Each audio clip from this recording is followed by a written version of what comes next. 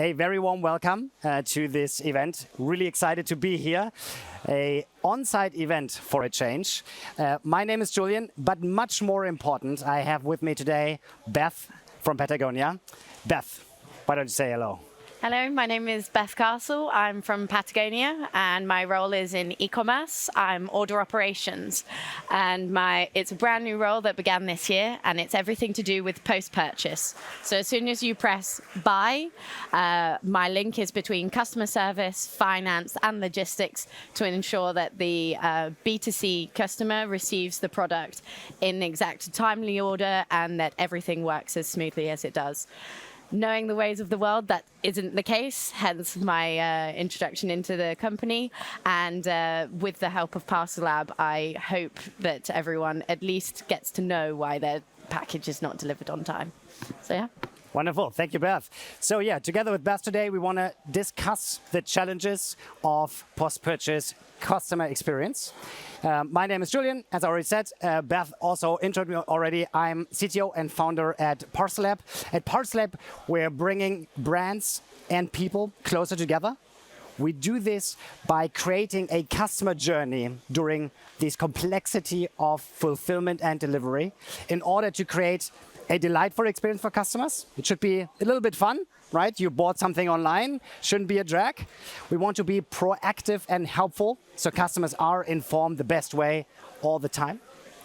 And last but not least, we want to make it personalized, right? It shouldn't be a very anonymous experience, but really something where you feel talked to by the brand. And we want to do this a bit interactive tonight, yeah? So it won't be a frontal discussion simply, but we want to hear a little bit about your challenges and what you've been doing over the last 12 months so that we can discuss together, right?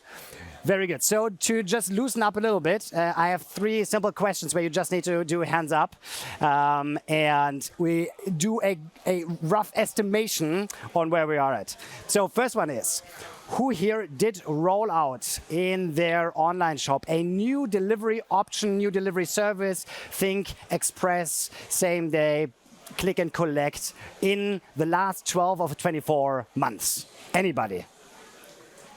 50%. Yeah, you did. I know. Very good. So who rolled out an even larger project in terms of really new carrier, new country, so where you really had to create basically a new customer journey, a new customer experience for a new delivery option? Anybody as well? Same people. Okay, fine. So it seems like if you do something, you go all out already. Very good. Now, last question, which is obviously a leading question, but who thinks or whose experience was that this was, from a customer's perspective, really smooth and basically with the switch on of this new service, everything was in place as if you hoped? Did anybody achieve that like first time right? Hands up for first time right. No. Oh no, he was just adjusting his glasses. I thought there was one hands up. No hands up. Okay, fair enough. Good. So we want to talk about this today a little bit, right? And just to set the scene, now luckily we are at 5 p.m., right? So you heard a lot about the challenges and the changes in the industry already. We don't need to iterate everything from ground zero again. But obviously, just to cover that really quickly, we have an increase in customer expectation towards how delivery is happening, right? Customers want more options, they want more communication, they want more transparency and a personalized experience throughout their whole journey, right? So obviously this includes everything pre-purchase as well. And today we want to focus a little bit on this aspect of post-purchase. So we call this the empowered customer, in a sense that recipients not only are okay with any information being pushed, but they really want to be in control, want to be in charge, choose the channel of communication, choose the level of communication, how much is being communicated, to really tailor it towards their own preferences. In order to meet these requirements, retailers become tech companies, right? You have more flexible, headless infrastructure, more software projects. You're doing more delivery options with more partners, more warehouses, more countries, more language, more everything, right? So this increases at the same time the complexity that retailers need to be working with. And within this context, this is really the idea of today. We want to discuss a little bit how Patagonia address those challenges, but obviously would be interested in hearing from everybody in the audience as well.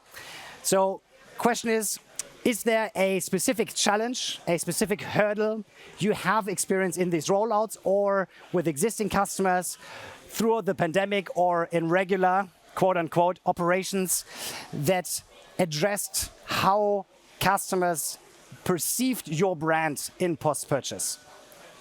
We have a microphone. If anybody wants to put one topic on the board so we can discuss it afterwards, we're happy to grab it now. Huh? I'll kick you off a little bit, okay? I'll kick you off a little bit. So one topic we've seen quite a lot is about split orders, right? Ramping up more warehouses and more delivery options leads to the fact that you have a single order that is not being fulfilled from a single warehouse in a single package anymore, right? So that is, across all retailers, a increasing percentage of orders that are fulfilled in a split order. Now, this makes it incredibly hard for a recipient in 90% of the cases, right? You might even have different carriers, right? You might have different days when the order is being dispatched, it's being shipped towards customers. So this is already just creating confusion, though from an operational perspective, everything is working exactly right. So split orders is one of these topics I wanted to discuss a little bit today. Any other topics? Tough audience. A bit quiet. Tough audience. Anyways, then maybe we dive in and gather some further thoughts later. Do you wanna get going? Absolutely. Then we need to do this one. Yeah. So prior to our partnership with ParcelLab from fall last year, we had nothing at Patagonia. So as soon as you pressed pay, we sent a shipment confirmation when it left our third-party warehouse. And after that, we left it up to our carriers, which is also worked through the third-party partnership. We, as a customer service, pride ourselves on making sure the voice of the brand is heard when people call up with any complaints. However, the truth is we were swimming in as much darkness as the customers themselves. That was not a nice place to be in 2020 Corona times where everyone was shopping online. So our goal was for peak season of last year, we do not focus on Cyber Week, but as a whole and the general of how consumption works, we also experience peak season in Patagonia, and we cannot express how little the amount of where is my orders, Wizmos came through, thanks to ParcelLab. What we also really enjoy is that regardless of where you are in Europe, you get the same branded experience with the branded page for tracking, but also with the emails. We have the 4 languages that we use from also on our website to match into ParcelLab. And with that, there are links to the tracking numbers that are with the carriers and then also into our website as well. So we're working constantly with the ParcelLab support and both from a technical front as well as from like the success manager front. Mark, he's my best mate. And so we're always looking at how we can ensure what's going on is correct. And there's a portal for us as operations and as customer services where we can call things out. Why that's magic for me is that we aren't waiting for one person to call up and say, my package isn't here.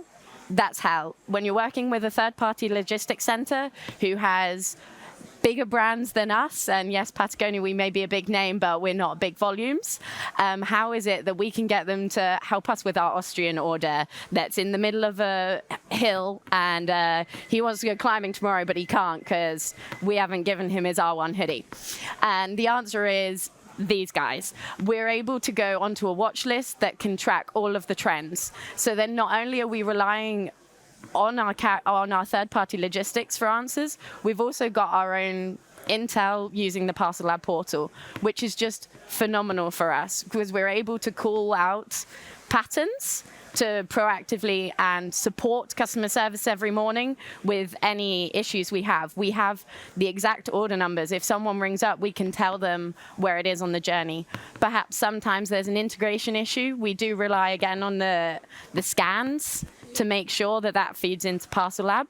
You can have an API or use BCCs to start the rolling of when it's shipped. But the post-purchase communication really is a help. I mean, if we had a happy flow, it's almost an unhappy flow for us now with customer services because we have less touch points with the customer. A happy flow would be it's shipped, it's with our carrier, how exciting, and it's now delivered. Three emails. However, if something goes wrong, we're now totally, I don't want to say using it to our advantage, but that's how now we can have extra stories on what Patagonia is doing. We are not just a selling brand, we're also a activist voice and platform. There are sections in our emails where we're allowed to use that every quarter, and so having the opportunity to do that across whichever customer is there, it's fantastic. There is another slide after this. Sorry, I forgot I had a clicker. If it works. There we go. Yeah. So this is just explaining the different options we have. If it's not just it's on its way, it's perhaps it got stuck with a carrier. It's perhaps you now start not working from home every day. So you may have gotten into the office and they've missed you. So are they going to try again tomorrow? Has it been delivered to your neighbor? All of these options are carrier scans that used to be, if I was in the Netherlands, it'd be PostNL. If I was in Sweden, it would be a Swiss Post. If I was in France, Carissimo, La Poste, they love sending emails. So dependent which country you're in was also dependent how much you knew about your package. We've taken all of that away and we have a consistent, standardized, but yet personal to our voice communications to the customer, where we are allowed to totally create a house format just for us. Does anyone have any questions? Was it just the green button? I think it was just the green button, yeah. There we go. And then finally, we have the tracking page. So this is what a customer also receives when you've got the shipping. And this you can go to at any point and it is linked direct to the carrier page. So rather than going to, I'm going to use PostNL again, clearly on e-commerce too much. Rather than you using theirs, we have exactly the same information, but yet we can also add extra like CSAT scores, anything that we want to know, we've got it here, as well as our other advertising on other platforms. So that is my experience with ParcelLab. This is just the foundations. As I said, we've been going with them for less than a year now. And the hope is not just to make a proactive approach. We can see when emails are sent, half the time we don't want them opened, like because people can read the subject header.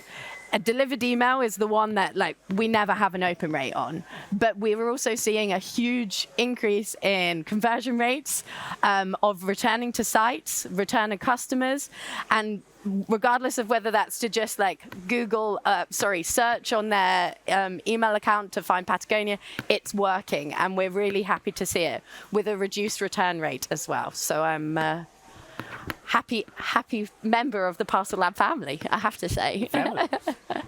One question from my side. Yes. So what do you feel is the most impactful aspect of covering anything post-purchase, right? Because you mentioned the carriers to varying degrees do communicate already. Yes. Right? And within this context, obviously, you want to be able to place Patagonia as a brand. But what do you feel is the actual most impactful, most important aspect of being able to own this journey? Is it more on the transparency side, or is it really on the customer touch points? Oh, I was going to be greedy and have two.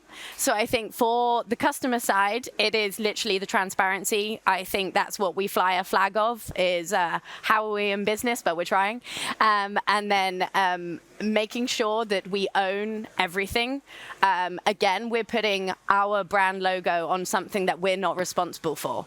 If a carrier's truck goes the wrong direction, and sometimes an English truck will end up in Germany, that's nothing we can do about it, but we've decided to tell the customer that it is our responsibility. We own that partnership with the third-party logistics.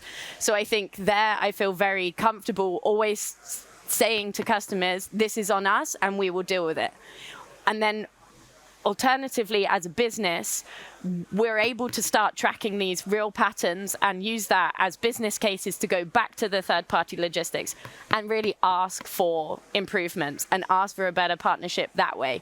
So having this solution is really guiding our customer services teammates to help our customers, and then also with us to be able to build stronger logistics, actual infrastructure.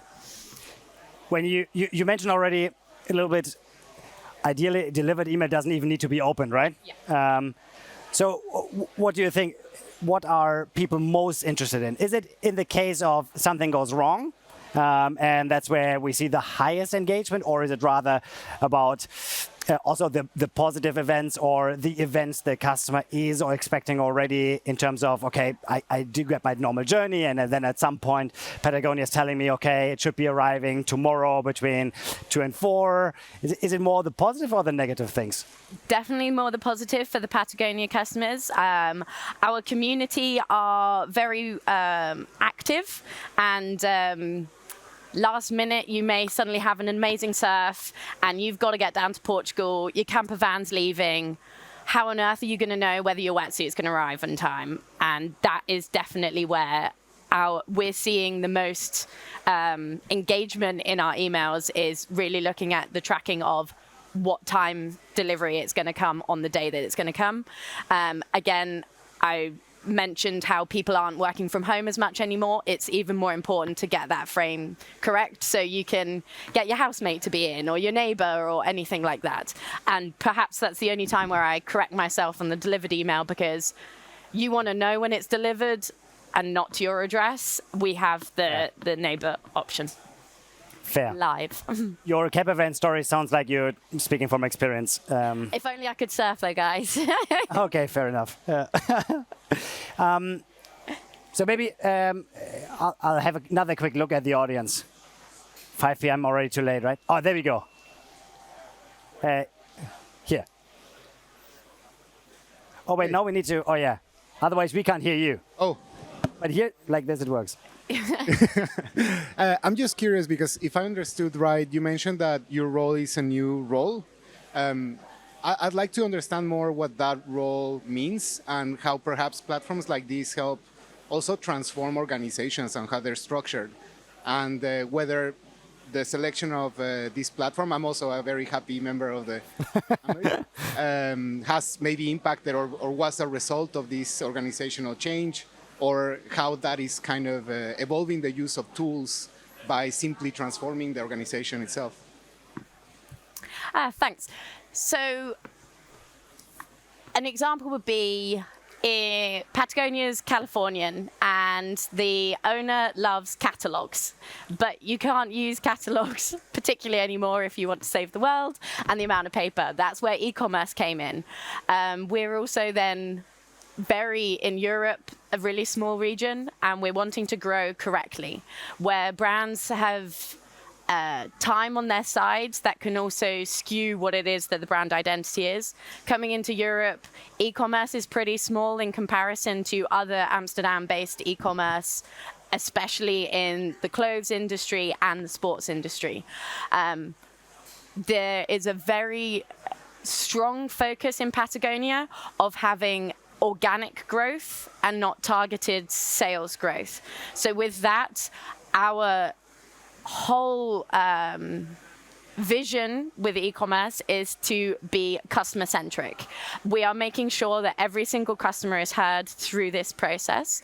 And my specific role is as a spider between customer service, finance, and logistics within the space of e-commerce. So every week I speak to all of them separately, and as and when I need to, I bring them all in a room. A solution like this helps me use the fact that we are still a very lean company because we're privately owned, and as much of our money that we can possibly do goes towards 1% plus for all of our charities, as well as Patagonia Action Works.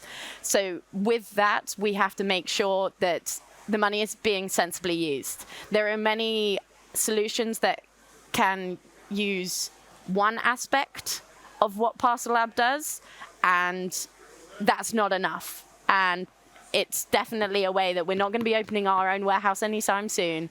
We're not going to be changing our contracts with our third-party logistics. We just did that a year and a half ago during Corona. So it's how can we make best with what we have? And from there, I have a roadmap with my success manager in ParcelLab, and it's every quarter we're looking at what numbers we have now and what reporting we have now. We're going to begin benchmarking against hopefully other customers as well as other industry, whilst we're also rolling in more post-purchase experiences. So at the moment, if you went in, you only have standard and express delivery. We're going to have PUDO pickups, which again is super important, and we're also going to have last mile sustainable solutions. So that's when you can again choose your times and make it better. None of that is possible or would be less possible without ParcelLab, and that is where again one aspect of my role fits. It really is the logistics customer service side. Thanks. Follow up. Yeah, I mean, that's really interesting. And when we were scoping ParcelLab, one of the things that I found particularly cool was the analytics side, so where you can benchmark carriers and understand performance better. My vision for our team is that eventually this also helps us change our relationship with our 3PL partners. I'm curious if you have already started seeing that shift in communication and perhaps finding a more data-driven or factual way to even choose new carriers and so on. Yeah. Absolutely. So I think this is where I will speak about 2 points. The first one is we did change a carrier, and it was very tough to break a contract that wasn't ours to necessarily break. We have to go through our third-party logistics, and we did it, and it has been phenomenal. It was in Britain, which definitely makes a difference because I don't know if anyone else is only servicing from Europe trying to get over to the UK. Customs is hell right now, and it's a joy to know when something is stuck on a ferry. And we are creating triggered responses with ParcelLab of, it's not coding, but does this rule fit this rule, fit this rule? We want a patient's email to let them know that that's happening. We've created that with ParcelLab, but also by creating it, we've reduced it because we were able to swap to a different carrier. So it now exists if we need it, but we also now don't need to use it as much anymore, if that makes sense. And the other one on the analytics is we are so fortunate in our team that we have a specific customer experience analytics teammate. Her role is very into Google Analytics, soon to be GA4. And we work with ParcelLab, sharing all of the information to be able to put everything that we have in ParcelLab into GA4 to really put that to conversion rates on the website and to revenue, which if you do have shareholders or if you do need bosses to sign off on stuff, the case studies look a hell lot better when you've got some dollar signs involved. So yes, there is many a potential with ParcelLab, and it's great. Cool. All right. Maybe one last question to round things off, right? So from your personal point of view, Yes. unrelated to post-purchase, just like in general, right? What are you most interested in right now, let's say, in e-commerce in general? Fulfillment. And I think merchant partnerships. As someone who came from a very big company where everyone wants to be the first to be able to prove that they can do something different, I don't think that's necessarily how we can actually make a difference for the customer. But I'm also Patagonia, so for the environment, like, what is that by all investing money doing the same thing separately, where we can bring it together? Again, I'm not saying separate from your third-party logistics, but find out who it is that is also sharing that warehouse and what is it that they're doing and how you can work together to really improve it at the same time. Then we'll excel in industry, not compete at the same thing. Yeah, that's amazing. Yeah, really looking at it from end to end, right? Yeah. Very nice. Thank you so much for sharing all your thoughts and experience, Beth. Thank you, everybody, for listening. And have a good rest of the day and a good last session.